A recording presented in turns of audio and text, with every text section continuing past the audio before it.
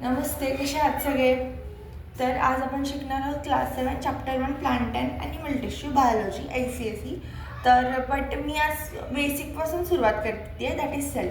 तर सेल काय आहे खूप जणांना माहिती असेलच, पण सेल हे बेसिक युनिट ऑफ लाईफ आहे. Basic unit of life. Okay, basic unit of life म्हणजे काय की ह्याच्यापासून जे पण जीव आहे तो चालू झाला आहे. आणि त्याला स्ट्रक्चरल अँड फंक्शनल युनिट पण बोललं आहे. स्ट्रक्चरल का बोललं आहे?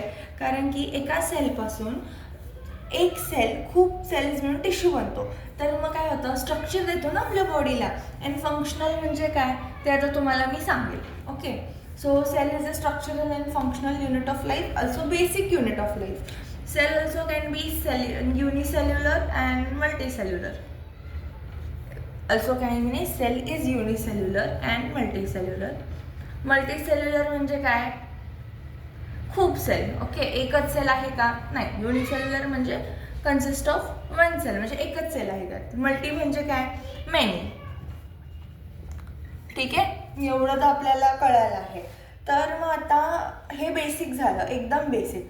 बट सेलमध्ये असे काही काही ऑर्गॅनल्स असतात. ऑर्गॅनल्स म्हणजे काय की आताची आपली ऑर्गन सिस्टीम आहे त्याच्यामध्ये काय आहे, पोट आहे, त्यानंतर ब्रेन और मसल्स, असं काही काही आहे. सगळ्यांचे काम वेगवेगळे. तर सेलमध्ये पण असे ऑर्गॅनल्स आहेत. ते काय करतात, बॉडी त्या सेलमधले फंक्शन्स वर्कआउट करतात, म्हणून त्याला आपण ऑर्गॅनल्स बोलतो. ठीक आहे.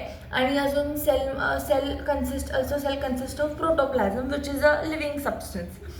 आणि प्रोटोप्लाझम काय कन्सिस्ट करतं? Protoplasm is a living substance. Okay, living substance. आणि protoplasm consist of cytoplasm and nucleus. Cytoplasm plus nucleus. Okay, हे झालं बेसिक झालं आत्ता सेल पुरतं.